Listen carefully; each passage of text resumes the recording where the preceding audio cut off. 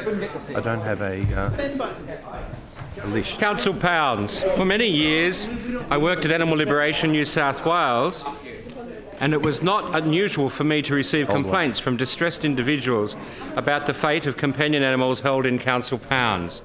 When I was elected to Parliament, amongst the first of my calls to the office received were in relation to the terrible condition of some council pounds, allegations of outright cruelty and neglect of impounded animals, high kill rates and unacceptably low rehoming rates.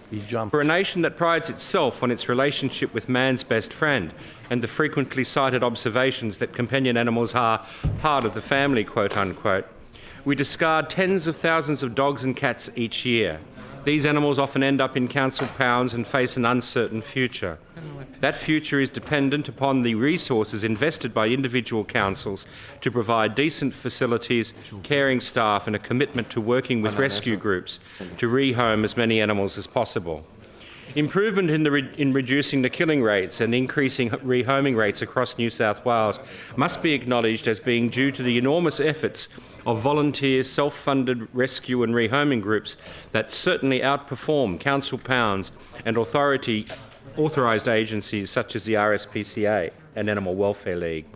New South Wales statistics collected for the period of 2013 to 14 show that council pounds rehomed 5,550 cats and dogs and killed 14,641 animals, the vast majority being completely healthy animals. The RSPCA rehomed 10,718 but killed 12,641, with one-third being killed for failing to pass the behavioural temperament test.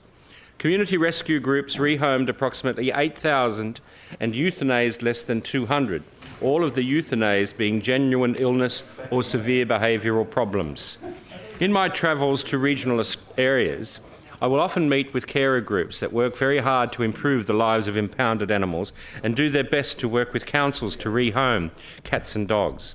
Frustration is evident in pound reform advocates who observe a lack of accountability and transparency in regard to councils discharging their obligations under the Companion Animals Act.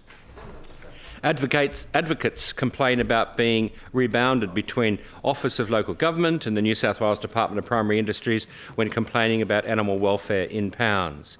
Although councils are required to comply with both the provisions of the Prevention of Cruelty to Animals Act and the Code of Practice for Cats and Dogs in animal boarding establishments, many councils themselves are either unaware or fail to comply. Examples include Griffith's pound failure to provide daily exercise for dogs, pounds such as Singleton, where animals were exposed to extremes of weather, and Wagga Pound, where cats were placed in freezers alive. Evidence from the McHugh Commission of Inquiry into the greyhound racing industry found that Kempsey Council's pound record keeping was so deficient it could not account for the number of greyhounds surrendered, and the use of over 250 mils of euthanasia drugs were not recorded anywhere. I note that pounds still are legally allowed to shoot dogs and kill cats by a direct needle stick into the heart or the peritoneal cavity.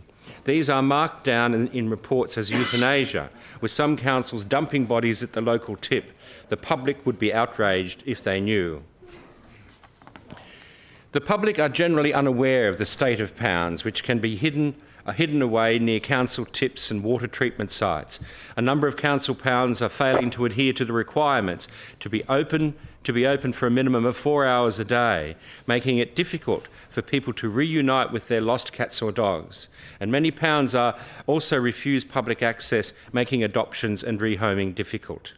I believe that only a comprehensive audit undertaken by the Office of Local Government of all New South Wales local council pounds, with findings and recommendations, is the only way the public can obtain a truly accurate account of the state of New South Wales pounds and the care that they provide to impounded companion animals.